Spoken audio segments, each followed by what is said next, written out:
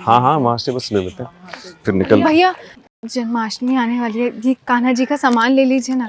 अरे एक तो ले लीजिए। पूजा बहन तू यहाँ भैया आप यहाँ? कैसे है तू? मैं अच्छी हूँ भैया, आप कैसे हो? मैं भी ठीक हूँ। तुझे पता है कितनी बार तुझे कॉल करने की कोशिश की, तेरा फोन ही नहीं मिला।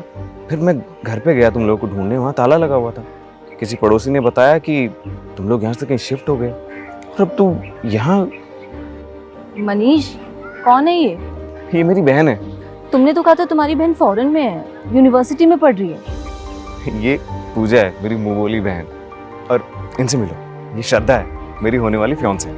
वाह भैया, भाभी तो बहुत सुंदर है। देखो दूर रहो, ये सारे कपड़े गंदे कर दोगी।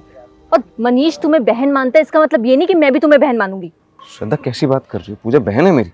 देखो तुम इसे बहन मानते हो पर मुझसे कोई उम्मीद मत रखना।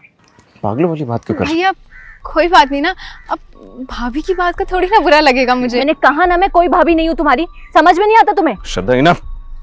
भैया आप बताइए ना, आप यहाँ कैसे? हाँ बस वो जन्माष्टमी के लिए कुछ चीजें लेने के लिए आया था।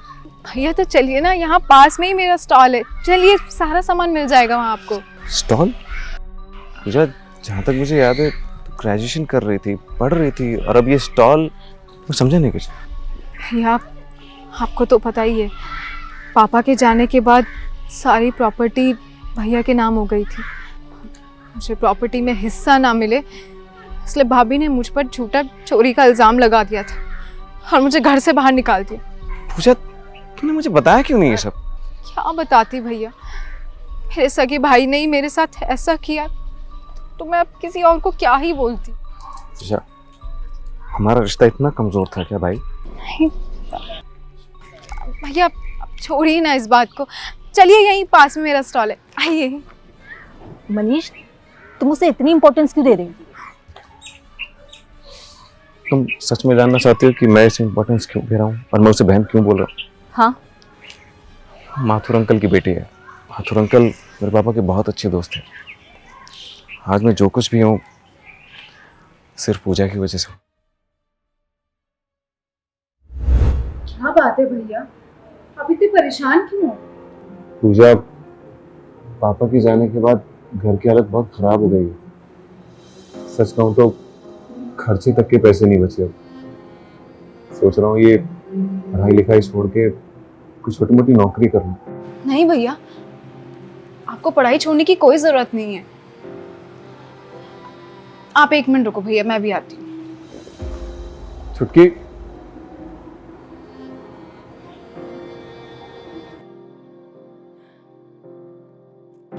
ये मम्मी ने मेरी शादी के लिए कुछ ज्वेलरी रखी थी, आप इसे बेचकर अपनी पढ़ाई पूरी कर लीजिए।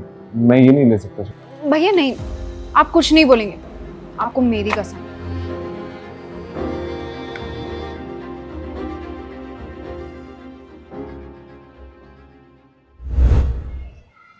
भैया आप आए नहीं अभी तक? हाँ वो बस मैं पूजा प्लीज मुझे माफ कर दो, मैंने तुमसे बहुत बदतमीजी से बात करी। I am really sorry. नहीं नहीं भाभी, आप तो मेरे अपने हो और अपनों की बातों का कभी बुरा नहीं लगता है।